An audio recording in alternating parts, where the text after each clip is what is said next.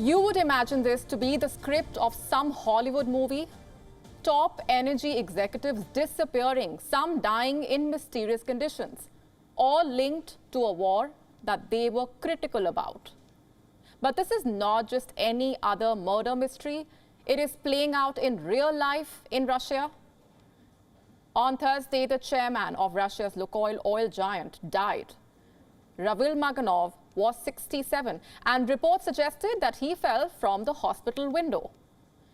The company confirmed his death, but did not mention the falling out of the window part.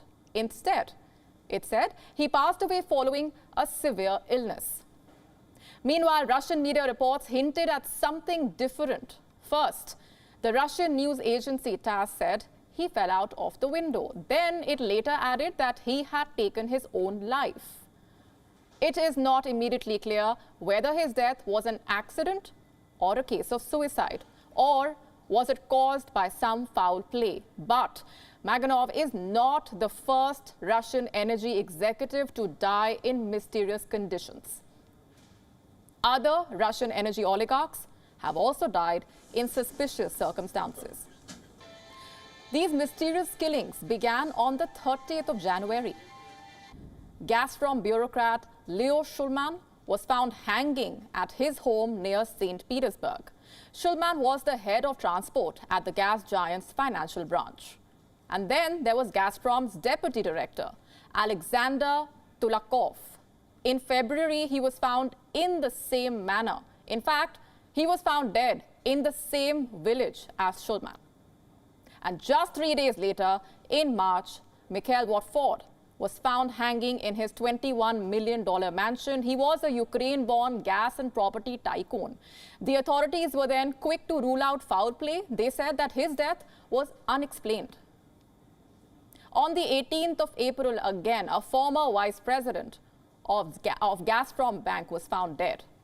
Ladislav Ayayev was found dead in his Moscow apartment, this time alongside his wife and daughter. Authorities treated the case as a murder-suicide. And the very next day, another top executive was found dead. This time, it was Sergei Protosenia. He too was found dead with his wife and daughter in a vacation home in Spain. Like Avayev, police believe this too was a murder-suicide. And that is not all. In May, another former Lukoil executive, Alexander Subbotin, passed away. His body was discovered in the basement of a country house. In July, Yuri Voronov was found dead of an apparent gunshot injury. He was found in a swimming pool at his home in Lenensky. Voronov was the CEO and founder of a shipping contractor that services Gazprom's Arctic projects. So since January, 8 Russian energy executives have been killed in mysterious manner.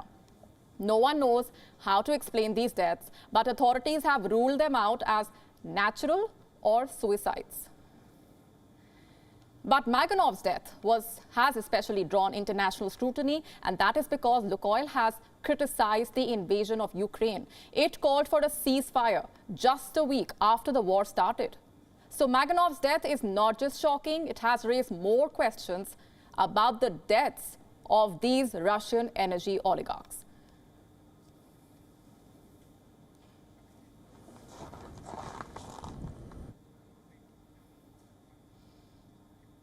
With us on the broadcast this minute is Dr. Anna Matviva from London. She is the visiting senior research fellow at the Russia Institute in King's College, London. Thanks very much, Anna, for being here on the broadcast.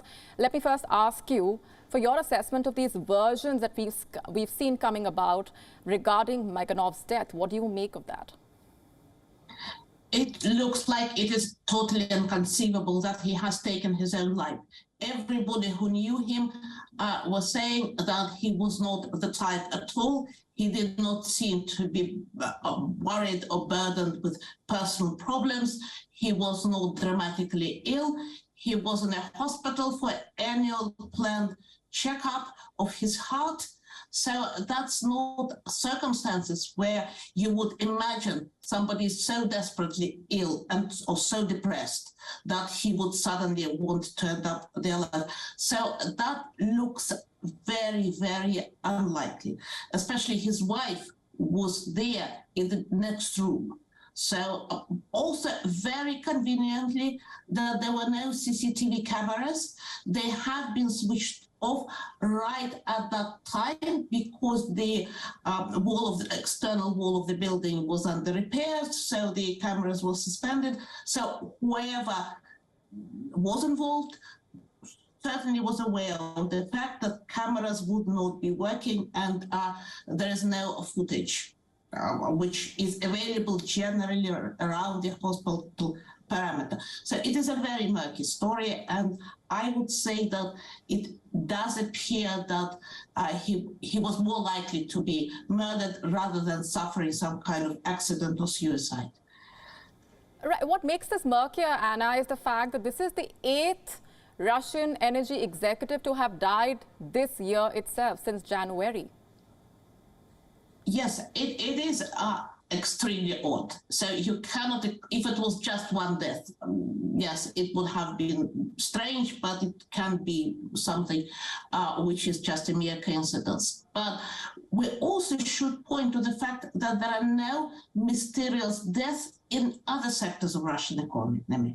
No bankers, no weapons manufacturers, no agricultural producers, no metal producers. So, because energy is important in Russia, but there are other people who are rich and powerful who have nothing to do with that. So everything has been confined largely to 2 companies, Gazprom and Lukoil. There was also Novatek involved. Some of these officials have been retired. So they were former executives.